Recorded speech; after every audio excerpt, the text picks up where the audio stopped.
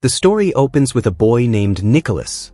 Outside his bedroom door, his grandmother was calling him in a voice so deep and guttural it sounded like a demon. She started banging on Nicolas's door. Nicolas was terrified.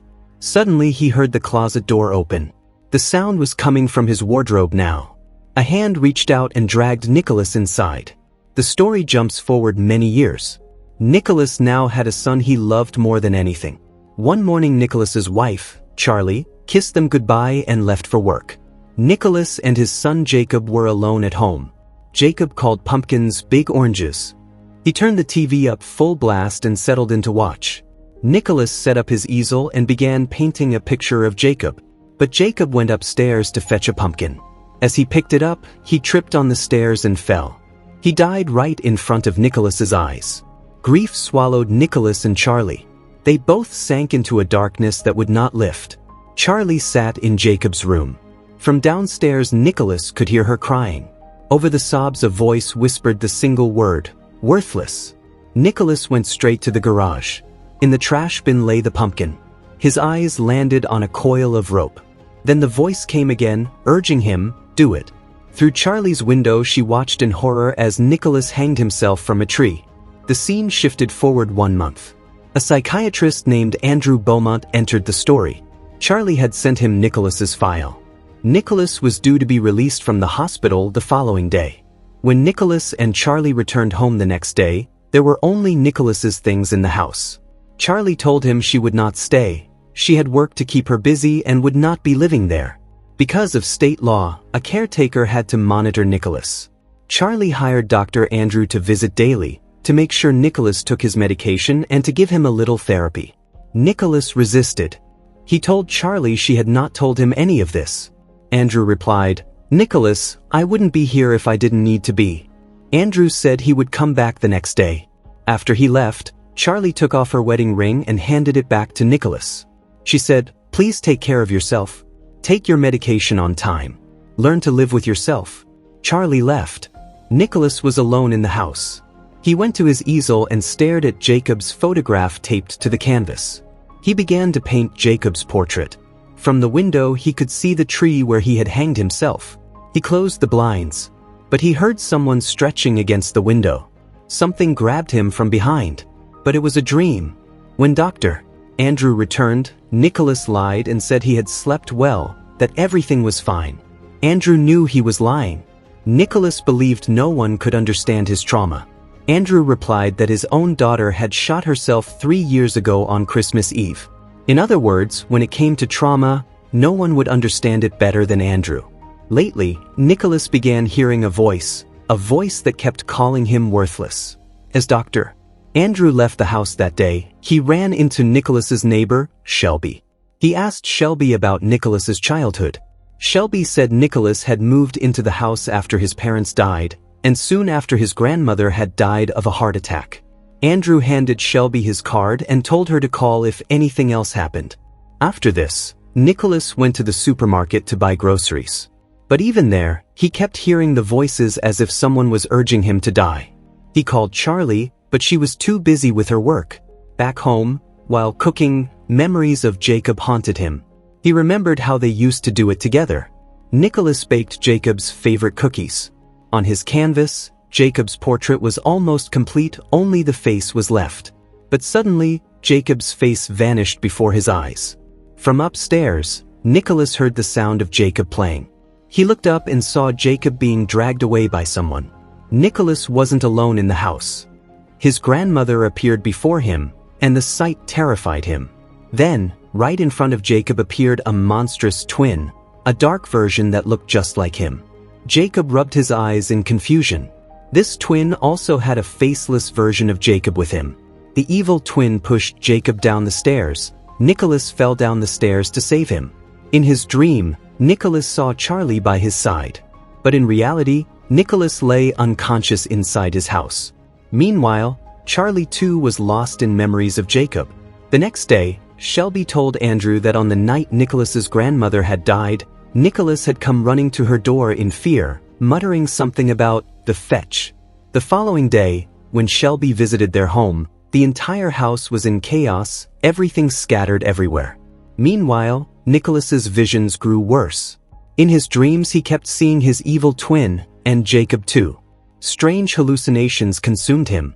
Andrew began helping Nicholas put his house back in order. Nicholas climbed into the attic with a few things. There, among the boxes, he saw a rope. Beneath a nearby sofa sat his evil twin. Voices started whispering, "You should have died instead.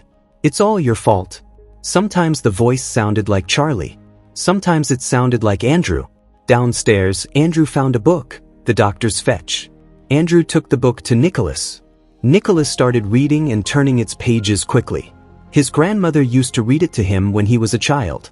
As Andrew prepared to leave, he said, "Look, I know you're not sleeping. Will you talk to me for Charlie?" Nicholas finally opened up. He said, "Since Jacob died, every day I feel I want to die. But I would never want to kill myself." Andrew asked why Nicholas had started cleaning the staircase right after Jacob's accident. Nicholas replied, "Because it was my mess." Nicholas told Andrew about the sounds and the visions. "I have been hearing and seeing things," he said. "When I sleep, I can't tell what's real and what isn't." Andrew told Nicholas a piece of his own story. He said he had been with a patient on Christmas Eve, and he had known his daughter would be angry with him, but he had not imagined she would take her own life.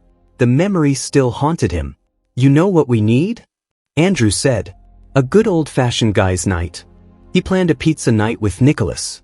After Andrew left, Nicholas returned to the portrait. But on the side he noticed a covered, dark painting. He saw Jacob playing behind him, then turned back to the canvas and found Jacob's face erased. He checked every photo of Jacob around the house. Every face had been scrubbed away. Nicholas could no longer remember his own son's face. From outside he heard Jacob's nursery rhyme. He rushed downstairs and found Jacob sitting where he always had. Nicholas called to him and moved closer, but the living room window shattered. Through the broken glass, Nicholas's evil twin climbed in, stepping into the house with a demonic laugh. Nicholas shut his eyes. When he opened them again, everything was gone. That night Nicholas stared, unblinking, at Shelby and her grandson outside. He did not answer when they called to him. Meanwhile, Andrew showed the book to Charlie. The pages spoke of a fetch, an evil twin, a bad omen that appears when death is near. One passage read, "When death is nigh upon its catch, a fellow should soon see his fetch." Andrew believes Nicholas heard this story as a child. The tale lodged itself deep in his mind, and when Nicholas's grandmother later collapsed from a heart attack, the fetch began appearing to him. His mind had somehow manifested the legend into something real. After Jacob's death, an old wound reopened. The fetch returned. Nicholas began to harm himself in small ways. The things described in the book were happening to him in reality. Andrew felt that now that they understood the problem, they could try to help. But Nicholas's state was worsening. Voices urged him to hang himself, to end it. The fetch told him to die. Still, Nicholas clung to Charlie's ring in his hand and held himself together. A short while later, Charlie called. She checked on him, but Nicholas sounded strange on the phone, brusque and harsh, almost hostile. Andrew came over for the pizza night. He noticed fresh marks on Nicholas's hands. He advised Nicholas that Charlie was grieving too, and told him to check in with her, to ask how she was holding up. Andrew told him Shelby had said Nicholas had been staring at her through the window. Nicholas brushed it off, saying she must have been mistaken. Andrew gave Nicholas a sleep medication, 1 pill a day. But Nicholas swallowed the entire bottle. His rude, erratic behavior was now plain for anyone to see.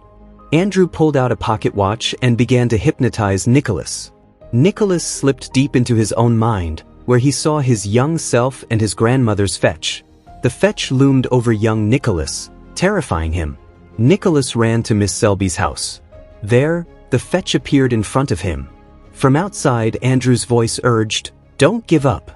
But the fetch kept reminding Nicholas of Jacob's death. Andrew brought Nicholas back out. Nicholas sobbed, "I killed my son. I can't remember his face." Tears and the sleep medication finally took him. He drifted into a drugged sleep.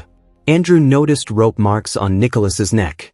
Andrew called Charlie and told her everything. It was worse than he had expected. He decided to stay with Nicholas through the night. The next morning, following Andrew's request, Charlie came to the house. She looked at Nicholas's canvas. Jacob's photograph and the painting looked right to her. Nicholas appeared behind her. They walked and talked together. Charlie saw the marks on Nicholas's neck. Nicholas had no memory of them. Charlie said they needed to get checked out, but Nicholas tried to calm her. She admitted she had been feeling unbearably lonely. Nicholas said, "I am sorry for everything." He promised, "I want to do whatever makes your life easier." They hugged, remembering Jacob. Then the voice returned, saying, "You killed our boy." Nicholas saw his evil twin standing at a distance. The voices grew louder. They taunted him, saying Charlie had left him to rot. Nicholas kept telling himself, "I'm okay." Charlie met Miss Shelby. When Nicholas saw them talking together, he rushed outside so he could stop them from speaking. But Nicholas mistook Miss Shelby's grandson for Jacob. The little boy was frightened. Charlie snapped Nicholas back to the present and brought him inside. She asked him what was going on with the book. Andrew had told her that Nicholas was seeing a fetch. Nicholas snapped back, "What does that have to do with you?" Then, in anger, he shouted, "You tried to lock me here." Nicholas began to fall under the fetch's control. The fetch turned him against Charlie, urging him to kill himself. Shaking and desperate, Nicholas told Charlie to leave. After she left, his sorrow returned. The voices taunted him. "She left you. She left you here to rot." He heard Charlie's voice in his head telling him, "I wish you died instead. It's all your fault." Now, to hold himself, Nicholas did not even have Charlie's ring. It had fallen somewhere in the house. Nicholas began to see the fetch right in front of him. The fetch whispered, "Do it. Jacob is waiting for you." Suddenly, a hand stretched out from Nicholas's back. Meanwhile, Charlie pulled over on the road and called Andrew. "It's really bad," she said, and rushed back to Nicholas's house. Together, Andrew and Charlie went inside. A rope hung ominously in the room. Charlie switched on a flashlight. Dark paint was smeared across the walls. On Nicholas's canvas, twisted portraits of the fetch stared back. Behind them stood Nicholas, and the fetch was standing with him. Andrew said firmly, "Nicholas, whatever you think you're seeing right now, it is not real. This is just in your mind." But the fetch lunged at Andrew, gripping his throat. When Charlie cried out, "You're not real," the fetch seized her by the neck and lifted her into the air. Nicholas, watching it all, shouted, "I am ready. Take me now." Nicholas and the fetch grabbed each other by the throat. In a flash, the fetch vanished. Nicholas collapsed to his knees in pain. Andrew placed a chair in front of him and urged, "Do it, Nicholas." He was trying to push him to the edge. The fetch still lived inside Nicholas's mind, controlling him, forcing him towards suicide. Nicholas moved to hang himself. Charlie couldn't understand why Andrew was letting this happen. Andrew quickly hypnotized Nicholas again, sending him deep inside his mind. Now Nicholas stood in a ruined pumpkin patch.